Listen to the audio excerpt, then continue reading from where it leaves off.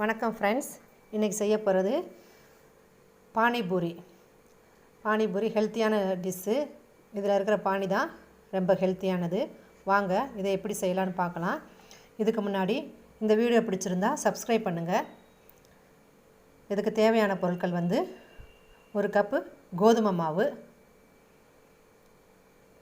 ஒரு பவுலில் போட்டுக்கலாம். அரை கப்பு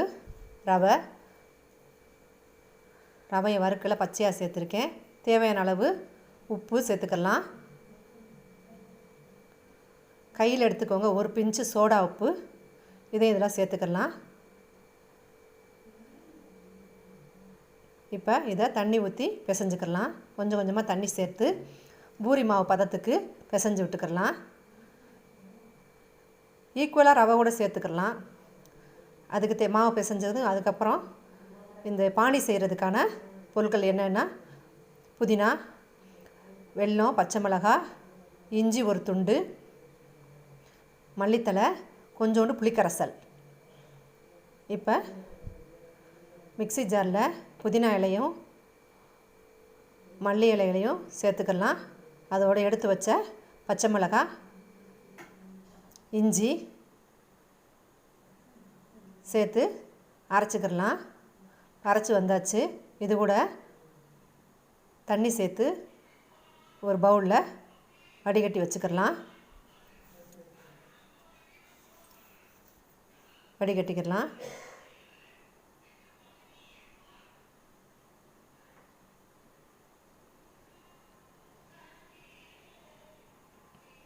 வடிகட்டியாச்சு.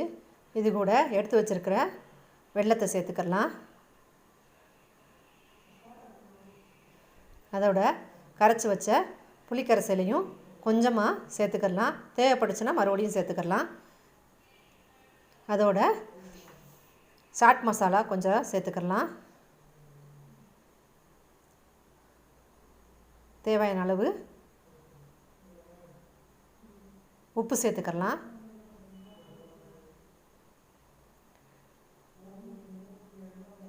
பிசைஞ்சு வச்ச மாவு இப்போ நல்லா 20 நிமிஷம் ஊறி இருக்குது. இதை பூரிகளாக எப்படி செய்யலாங்கிறத பார்க்கலாம். சப்பாத்தி மாலை பெருசாக தேய்ச்சி விட்டுக்கலாம். தேய்ச்சதுக்கப்புறமா பூரிகளாக இந்த சைஸ் ஒரு டப்பா மூடி எடுத்துக்கலாம். நான் பெருங்காய டப்பா மூடி எடுத்துருக்கேன். அதுதான் கரெக்டாக இருந்துச்சு. அதை மூடி எடுத்து இதே போல் ஒவ்வொரு இடத்துலையும் அழுத்தம் கொடுக்க அந்த வட்ட வடிவமான சேஃப் கிடைக்கும் நமக்கு.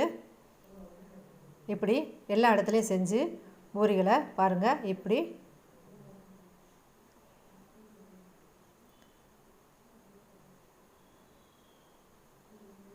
எல்லா பூரியலையும் தேய்ச்சி எடுத்து எண்ணெயை சுட வச்சு பொரிச்சு எடுத்துக்கலாம். மிதமான தீயில் வச்சா தான் மொறுமொறுன்னு வரும், உப்பி வரும்.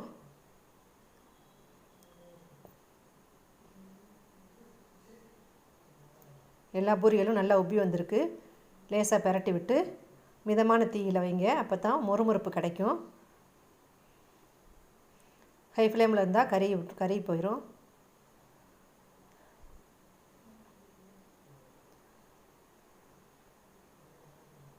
எல்லா பூரியும் நல்லா உப்பலாக வந்திருக்கு.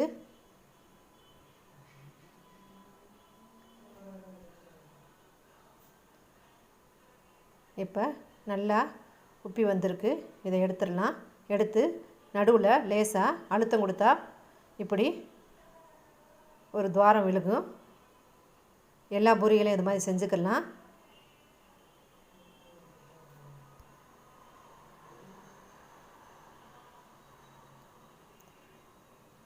எடுத்து வச்சுருக்க தயாராக வச்சுருக்க பானி இதில் கலந்துக்கலாம். மிக்சியில் அரைச்சி வடிகட்டி வச்சுருக்க இந்த பானியை சேர்த்துக்கலாம். இது ரொம்ப ஹெல்த்தியானது, டைஜஸ்ட் ஆகக்கூடியது. குழந்தைகளுக்கு தைரியமாக கொடுக்கலாம்.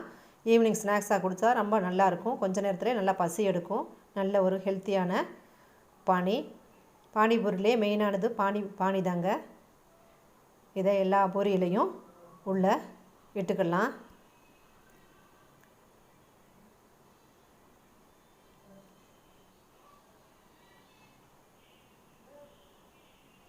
ரொம்ப சுவையான ஒரு பானிங்க. குழந்தைகளுக்கு கொடுத்தா ரொம்ப விரும்பி சாப்பிடுவாங்க. அதோட கட் பண்ணி வச்ச வெங்காயத்தை இதில் சேர்த்துக்கலாம் ஒவ்வொரு பூரியிலையும்.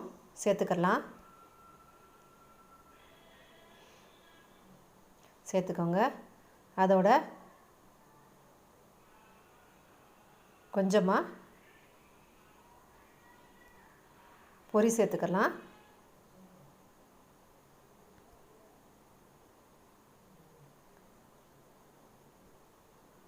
அதோட எல்லா பூரிகளையும் மிச்சர் இதுல சேர்த்துக்கலாம்.